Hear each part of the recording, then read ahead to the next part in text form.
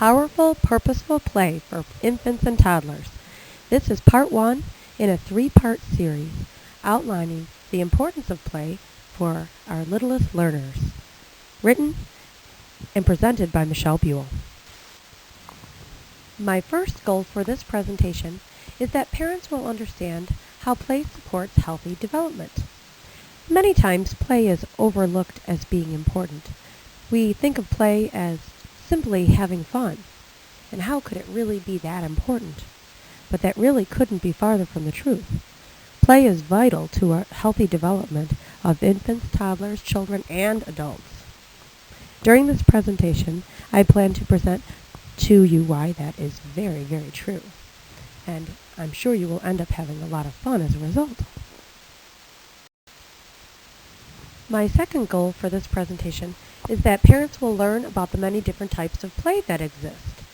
Again, we think of play as being something very simple and that it couldn't possibly be broken into different types, but there are many different types of play that we see children and infants engaging in. We also see play changing as children gain different social skills. So I will be outlining the different types of classifications of play that are a result of social development. And this is developed by a man with the last name Parton and his classification of play. My third and final goal for this presentation is that parents will have a lot of ideas of ways to engage their child in play. Once we have all of the rationale for why play is so important, and we know all about our developmental needs that can be fulfilled through play, it's important to have some ideas of how to play. A lot of these come very naturally, but sometimes we run out of things to do and we think, what else can I do? It seems like I'm not making any kind of difference. So in this portion of the presentation, I will be giving some different creative ideas that we can use. I also will be giving some guidelines for good toys to pick with our child. It can be overwhelming to walk into a toy store and try to figure out what's the best, what's going to make my child the, and I quote, smartest. And so we will be discussing those things as well. I chose the topic of play for my presentation because this is a subject that is very near and dear to my heart. I am an early childhood educator. I teach kindergarten, and I'm also a mother of 2 boys. I have seen firsthand how play can really support development in children educationally. I also am concerned that society really undervalues the importance of play, and they think something that should be saved for recess, when it really should be something that is happening throughout the school day, at the kindergarten, first grade level, really all day. Learning should be fun. We should be engaged in our learning tasks. It really shouldn't ever be something that is separate for a young child.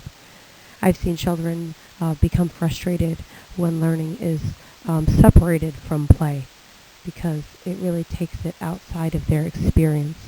If we want children to become lifelong learners, we really need to approach it in a playful way.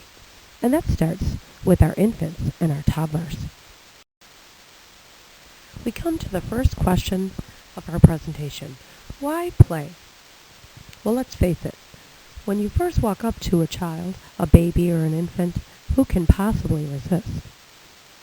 I remember so many times walking up to a friend with a baby in a stroller, and what is the first thing you're going to do? You're going to get down on their level and respond to their coos and play peekaboo. Babies very naturally invite us to play. It's almost impossible, I think, to resist, and I think most adults would agree. During these playful interactions, children are developing their attachment with their caregivers and their connections with their world. So they're developing those emotional needs their emotional needs are being fulfilled there, and they're also developing those social connections as well, happening very, very naturally. Play in this way is very critical to development. It is actually their work. We go to work, we do our jobs. This is their job. It's their job to grow up and to develop, and they do that very naturally through play. Look at this mother with her baby. They're smiling. That baby is engaging that mom in such a very natural way. And you think, again, there's no way she could possibly resist. In this other picture, we see that baby engaging with the entire family. And you can see the emotional needs, the attachment are being fulfilled, and that baby is developing socially as well as that is going on.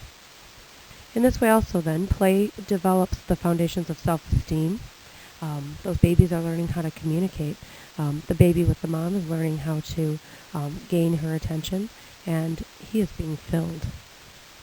It also helps develop imagination and social development, as I mentioned before. So thereby we could see play is truly a mechanism by which children can learn. There are many different types of play. The first type of play I'd like to talk about is functional play. Functional play is repetitive and playful. And if we look at this little boy in the pictures, we can see he's picking up what appears to be a trophy and setting it back down. And you can imagine him picking it up and putting it down and picking it up and putting it down and doing it repetitively, and he's gleeful in the process. The same kind of action we could see with playing with a rattle, giving a rattle shake, and doing this over and over again. And a baby learns every time they shake that rattle, they're going to hear that sound of those beads going back and forth. Child might get this the same experience by dumping and filling a bucket repeatedly and dumping it. These kinds of things let the baby know that the world is a predictable place. Can actually give them comfort knowing that the same thing will occur every time they do that action. It helps them also to learn that whenever there is a cause, there is an effect. They are learning that it is predictable. And so, again, that gives them peace of mind and lets them know that they can impact their world in this way. And it's also very fun to shake a rattle and hear that sound. The next type of play is constructive play.